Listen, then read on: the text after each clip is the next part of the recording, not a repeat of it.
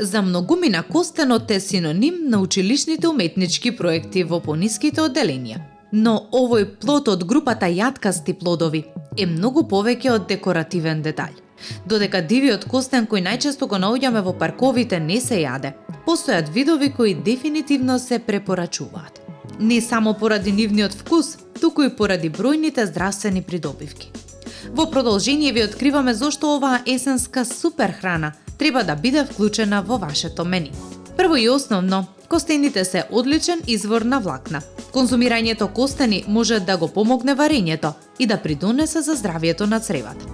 Поради ниската содржина на масти и природни аглехидрати, тој е одличен избор.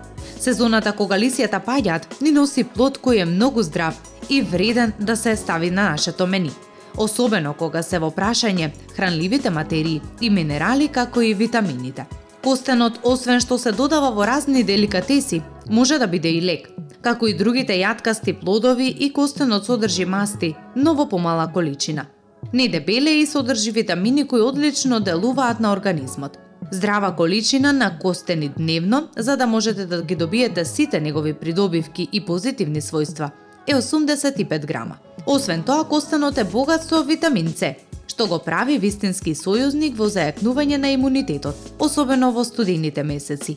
Витаминот С му помага на телото да се бори против инфекциите и го поддржува здравото функционирање на кожата и крвните садови. Богат е со минерали како калиум, фосфор и магнезиум, кои придонесуваат за здравието на срцето, регулирање на крвниот притисок и одржување на цврсти коски.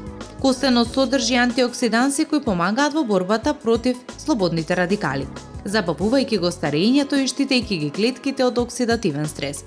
Редовното конзумирање може да придонесе за намалување на воспалителните процеси во организмот, а благотворно делува и на метаболизмот на шеќерот во крвта.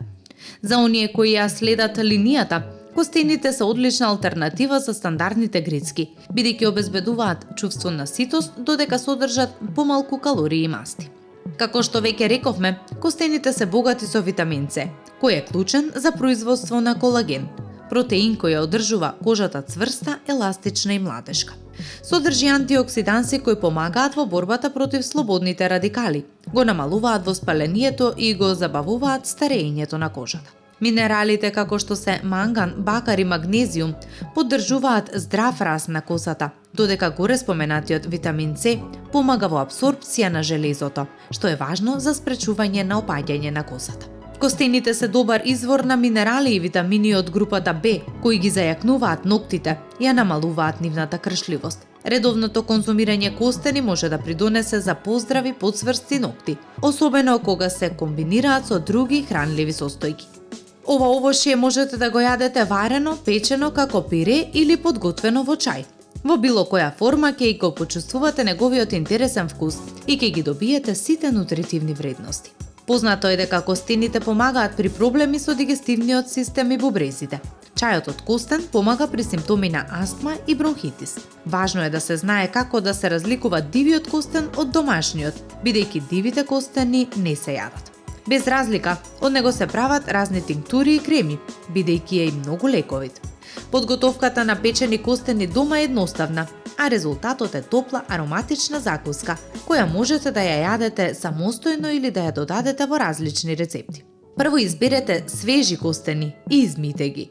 Пресечете го секој костен со нож, за полесно да се вадат лушпите откако ќе бидат готови. Ако ја користите рерната, загрејте ја на 200 степени и ставете ги костените на плех, со исечената страна свртена нагоре. Печете 20 до 30 минути додека кората не стане крцкава, а внатрешноста мека. Протресете ги или вртете ги од време на време за да се испечат рамномерно. Алтернативно, можете да ги испечете во тава со дебело дно или на скара. Ставете ги под капакот на средна температура и печете 15 до 20 минути, повремено мешајќи ги сите костени, за да добијат изедначена златна боја. Откако ќе се испечат, оставете ги малку да се изладат и излупете ги. Кората и тенката кора внатре полесно се отстрануваат додека се топли. Посолете по желба и на здравје.